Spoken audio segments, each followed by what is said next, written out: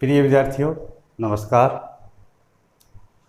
आज हम जिक्र करेंगे समास के तीसरे भाग के बारे में, जिसका नाम है कर्मधारय समास,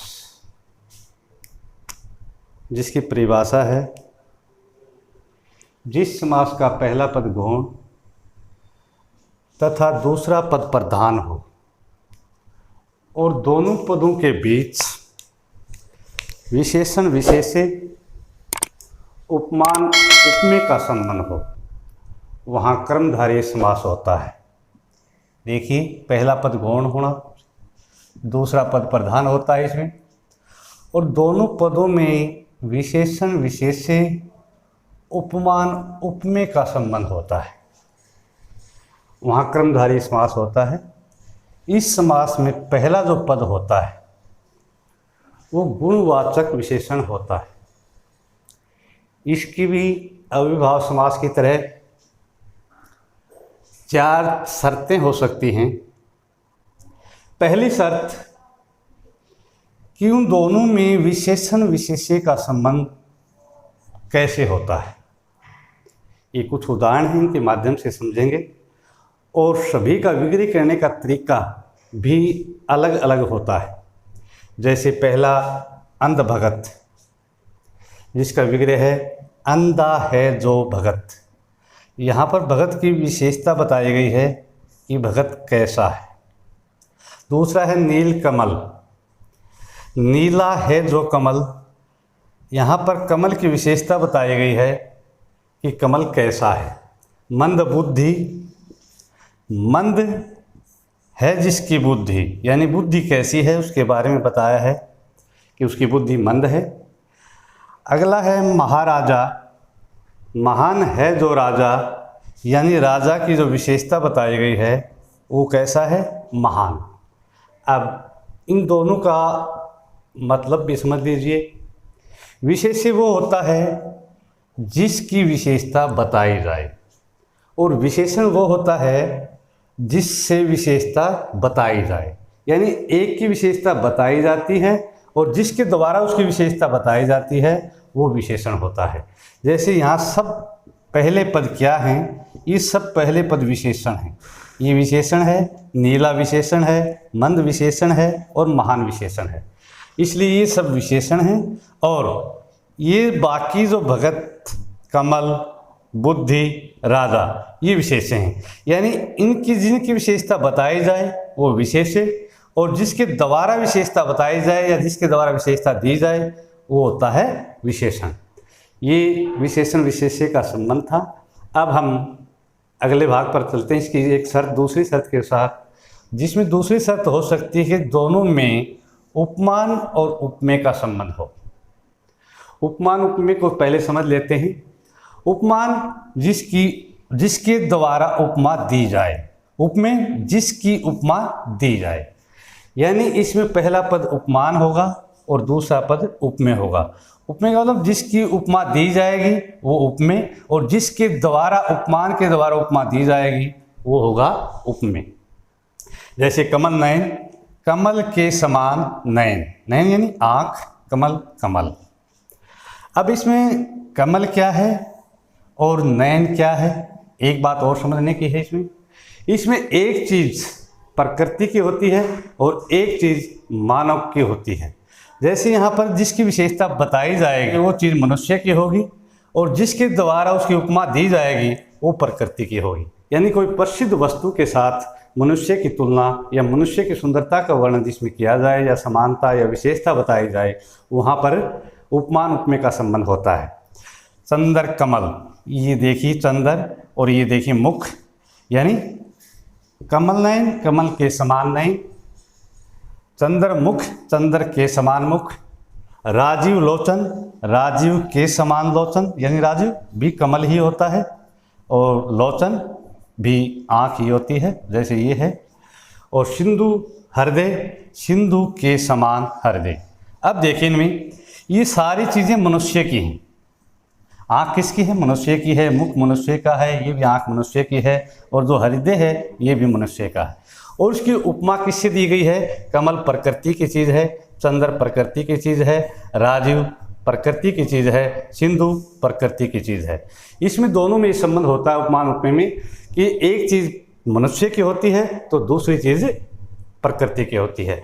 इसमें इससे कुछ अलग होता है, इसमें एक चीज़ विशेष्य होता है तो दूसरी तरफ पहला पद क्या होता है? विशेषण होता है। इसमें ऐसा कोई संबंध नहीं होता। अब हम तीसरी शर्त को देखते हैं जहाँ पर उपमेय और उपमान का संबंध होगा। पहले दूसरी शर्त में क्या था? पहले उपमान था और बाद में उपमेय था। अब पहले उपमेय है फिर उपमान है। इन दोनों में क्या संबंध हो सकता है? कीर्ति लता, कीर्ति रूपी लता। पहले वाले जो उपमान उपमेय का संबंध था उसमें हमेशा उपमा अलंकार में होता है। यहाँ पर रूपी शब्द से इसका विग्रह होगा और रूपक अलंकार से साथ इसका संबंध होगा। जहाँ रूपक अलंकार होगा उन दोनों में यही संबंध होता है और वहाँ पर हमेशा कर्मधारय समास होता है। और वहाँ उपमान उपमेय में हमेशा उपमा अलंकार होता है और उसके साथ हमेशा के समान उसका विग्रह किया जाता है। अब कीर्ति रूपी लता, चरण कमल, चरण रूपी कमल, मुख चंदर। देखिए वहाँ क्या था? मुख चंद्र मुख, और यहाँ क्या है? मुख चंदर। यानी उपमेय पहले आ गए, उपमान बाद में चला गए। अब इसका विग्रह कैसे होगा? मुख रूपी चंदर से। देह लता, देह रूपी लता। अब इसमें जो चीज़ पहले जो दूसरे पद में दिखाई दे रही थी, जो मानव के संबंधित थी, अब वो पहले पद में दिखाई देंगे। ये कीर्ति यानी यश किसका है? मनुष्य का। ये चरण किसका है? मनुष्य का। ये मुख किसका है? मनुष्य का। ये देह किसकी है? मनुष्य की। और जिससे उपमा की गई है वो सभी चीज़ें क्या हैं? लता, कमल, चंदर और लता, ये सब प्रकृति की चीज़ें हैं। यानी इसमें उपमेय पहले है, उपमान बाद में है, लेकिन इसका विग्रह करने का जो तरीका है वो रूपी शब्द के साथ होगा, जैसा हम रूपक अलंकार में करते हैं। और जो दूसरे नंबर की कंडीशन थी, शर्त थी, उसमें उपमान उपमेय का जो संबंध था उसमें उपमा अलंकार के जिस प्रकार से विग्रह किया जाता है उसी प्रकार से उसका विग्रह होता है। ये ध्यान रखने की बात है। अब चौथी शर्त क्या हो सकती है? चौथी शर्त है विशेषण विशेषण का संबंध, यानी दोनों ही पद विशेषण हो। देखिए मोटा ताजा, जो मोटा है और जो ताजा है। अब देखिए दोनों ही शब्द विशेषण हैं। देव ऋषि, जो देव है और जो ऋषि है। भले ही दोनों पद संज्ञा हैं लेकिन यहाँ पर विशेषण का कार्य कर रहे हैं। शीतोष्ण, जो शीत है और जो उष्ण है। हरा सघन, हरा और सघन दोनों विशेषण हैं। लाल और सुर्ख, लाल भी विशेषण है और सुर्ख भी विशेषण है। अब इसमें दोनों ही पद विशेषण हैं। मोटा भी विशेषण, ताज़ा भी विशेषण है, देव विशेषण है, ऋषि भी विशेषण है इस पद के हिसाब से। शीत भी विशेषण है, उष्ण भी विशेषण है, हरा भी विशेषण है, सघन भी विशेषण है, लाल भी विशेषण है और सुर्ख भी विशेषण है। इसका मतलब ये हुआ, इसका जो विग्रह करने का तरीका है वो इससे भी अलग है। चारों शर्तों में इसका विग्रह का जो तरीका है वो अलग अलग होगा।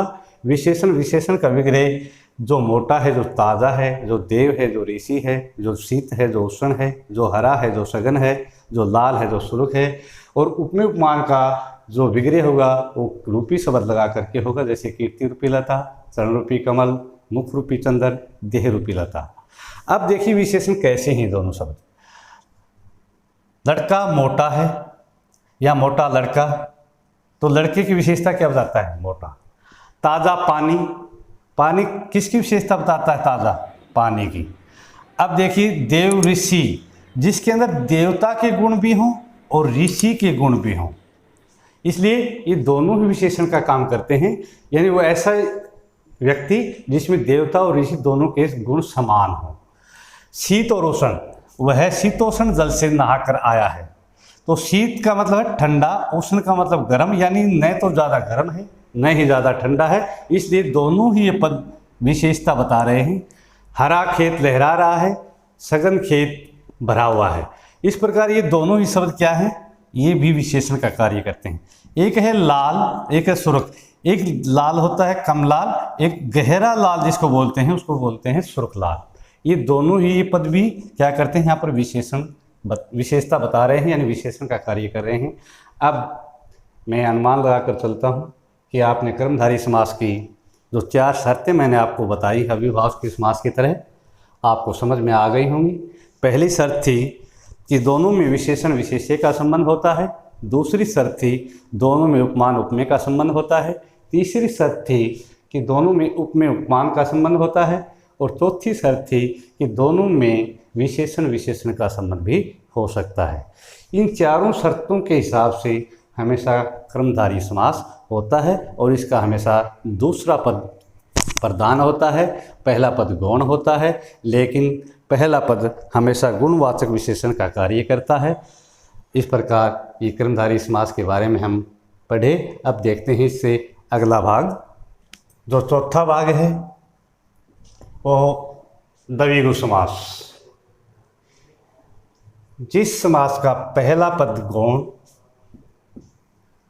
दूसरा पद प्रधान होता है, इसमें पहला पद संख्यावाची विशेषण होता है।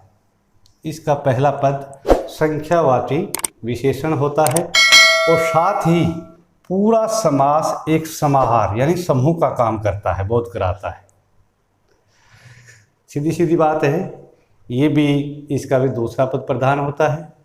और ये कर्मधारय समास और द्विगु समास अन्य अपने आप में एक स्वतंत्र समास नहीं है, बल्कि ये तत्पुरुष समास के ही भेद और उपभेद हैं, क्योंकि इनमें भी दूसरा ही पद प्रधान है। और जो कर्मधारय समास होता है उसमें पहला पद गुणवाचक विशेषण होता है और इसका जो पहला पद वो संख्यावाची विशेषण होता है।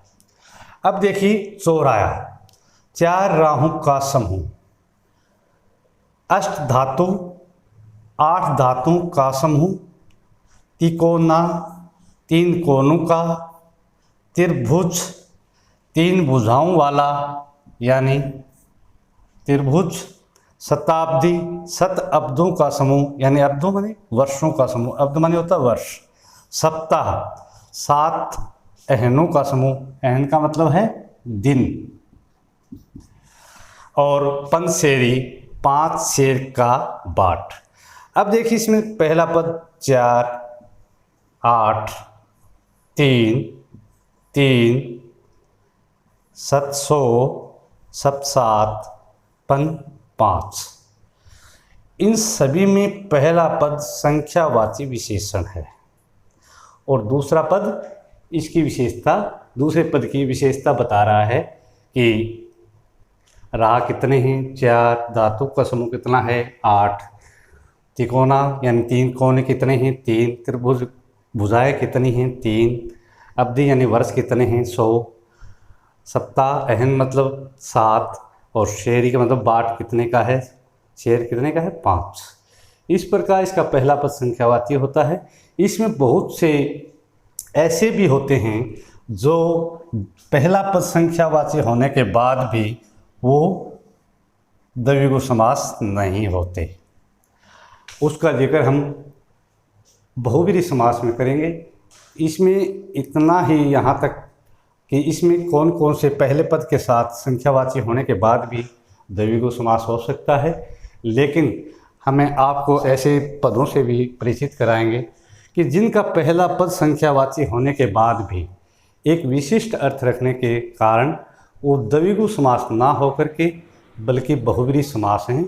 वो हम जब बहुव्रीहि समास का पाठ करेंगे हम उसको आपकी इस अवधारणा को भी क्लियर कर देंगे कि किस प्रकार पहला पद संख्यावाची होने के बावजूद भी वो पद द्विगु समास नहीं होता। हम गलत भ्रांतियों की वजह से या गलत तरीके से उसको द्विगु समास मान लेते हैं, लेकिन वो वास्तव में द्विगु समास नहीं होता। अब इसके 2 भाग शेष बचे हैं, उसके हम कल करेंगे। धन्यवाद।